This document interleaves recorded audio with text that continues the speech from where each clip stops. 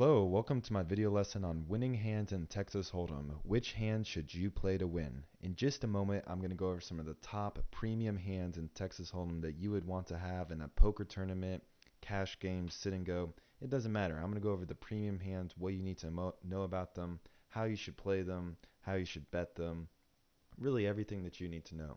But before we get into that, just want to welcome you to this video, invite you to claim your free e-course at pokersystemsexposed.com. Completely free e-course packed with tips, strategies, systems, all the latest information. Head over there after this video, check it out for yourself, pokersystemsexposed.com. Alright, let's get into the video today.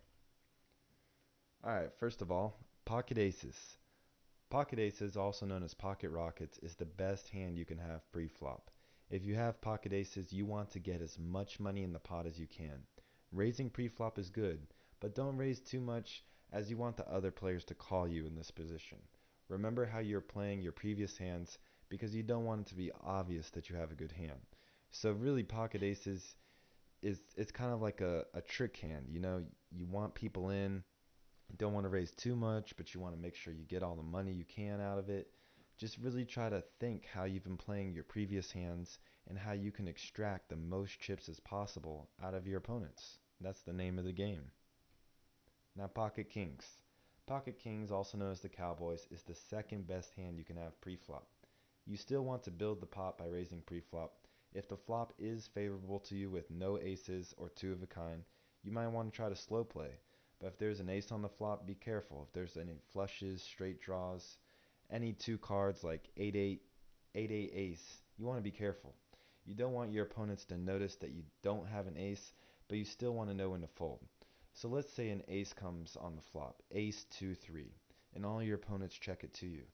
You probably do want to put out about half the size of the pot as a bet and see where you stand. If you get raised, then you need to know when to fold your kings. But if you don't get raised, then take down the pot. Pocket queens.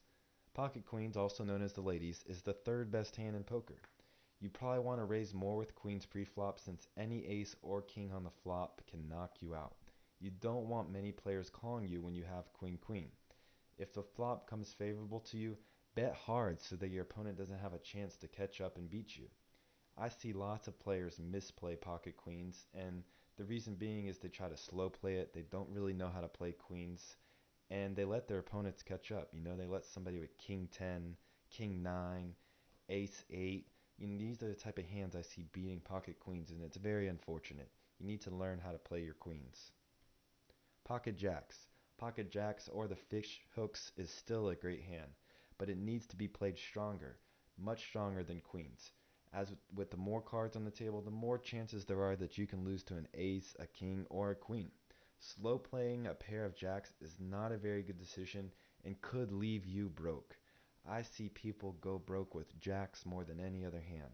Some people really believe that jacks are is a serious premium hand. You know, they play it like it's the nuts, like it's aces, and that's not the right way to play jacks. What I always tell my students is with jacks, you need to raise it as much as you can, play it as as best you can, but if you really feel that you're beat, you need to know when to let them go.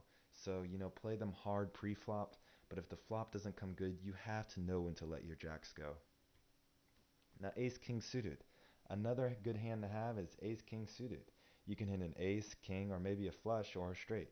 Still, you need to bet strong pre-flop. You do not want an opponent with a weaker hand to call you and end up hitting something on the flop. This is a hand that needs to be played strong. Ace king suited is great pre-flop, but it can turn into nothing on the flop.